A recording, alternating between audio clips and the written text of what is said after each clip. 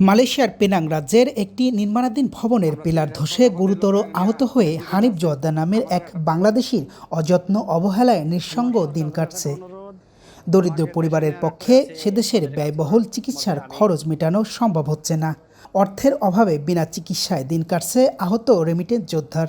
অন্যদিকে দেশে ফিরিয়ে এনে চিকিৎসা করাবে সেই সামর্থ্য নেই দিনমজুর বাবার। এ অবস্থায় সরকারের সহায়তা কামনা করেন ক্ষতিগ্রস্ত পরিবার। আমার ছেলে একটা প্রবাসে যাই, একটা সমস্যা হয়ে গেছে, মানে পড়ে যাই, তার মাজার থেকে একটা সম্পূর্ণ ভেঙে গেছে। আমি হাইফোন কমিউনিটির কাছে আবেদন করছি আমার ছেলেটার জন্য দেশে পাঠিয়ে দেওয়ার একটা ব্যবস্থা করে। এদিকেও টাকা পয়সা ধার দেনা করে সব টাকা পাঠিয়েছি, সেটাই কোনো কাজ হয়নি। এখন আমার আর সমর্থন নেই। এখন সরকারের কাছে আবেদন করছি আমার ছেলেটার জন্য দেশে পাঠিয়ে দেয়। চুয়াডাঙ্গা জেলার আলমডাঙ্গা উপজেলার রব জোয়াদ্দারের ছেলে হানিফ 2023 সালে বৈধভাবে কলিং ভিসায় 4 লাখ টাকা দিয়ে মালয়েশিয়া যান।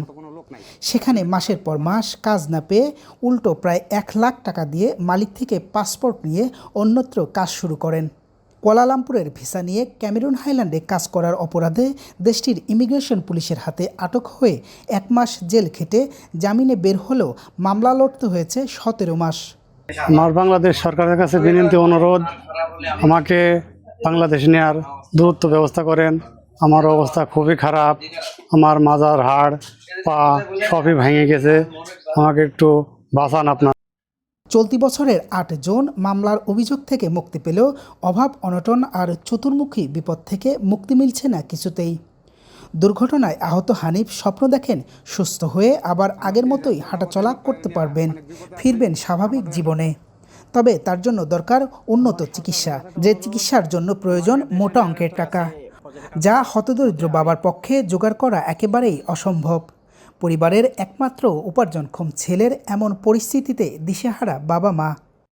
বাংলাদেশের সরকার আর বিদেশি সরকারের কাছে এইটুকু আবেদন, আমাকে ছেলে দেশে ফিরিয়ে দিন। যেটুক টাকা পয়সা যা ছিল, বাড়ির ভিটিটুক ছিল, বিক্রি করে দেওয়া হয়েছে। তবু ছেলে আমাদের কাছে কোনো আমরা আনতে পারছি নি। তোমাদের কাছে একটাই ভিক্ষি চাই, আমাকে ছেলে আমাদের আসলে একটু ভিক্ষি দেন। আমাদের চুয়াডাঙ্গায় হানিফ ভাই আজকে এভাবে পড়ে আছে প্রজেক্টে কাজ করার মধ্যে। আমি কুয়ালালামপুর থেকে আজকে 3 দিন এখানে আসছি।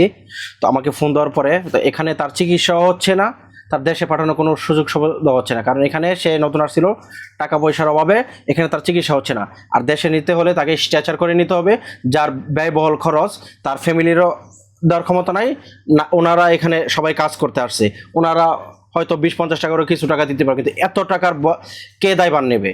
বাংলাদেশ সরকারের কাছে আমাদের অনুরোধ, সবার অনুরোধ, এই ভাইটার পাশে দাঁড়ান, ওনাকে দেশে নিয়ে চিকিৎসা করার ব্যবস্থা করে দেওয়া হোক।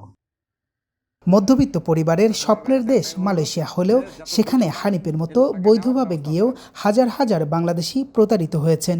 সরকার নির্ধারিত খরচের 4 গুণ বেশি দিয়ে চাকরি নিয়ে সে দেশে গেলেও মাসের পর মাস বেকার থাকা, প্রতিশ্রুতি অনুযায়ী কাজ এবং বেতন না পেয়ে নিশ্চিত বিপদ জেনেও অন্যত্র কাজ করতে গিয়ে আইনশৃঙ্খলা বাহিনীর হাতে আটক হতে হয়। এরপর জেল খেটে শূন্য হাতে ফিরতে হয় দেশে। এতে করে ক্ষতিগ্রস্ত প্রবাসীদের দেশের ঋণের বোঝা যেমন বাড়তে থাকে, তেমনি সরকারের বৈদেশিক আয়ও ভাটা পড়ে। S A Sourav, RTV, Malaysia.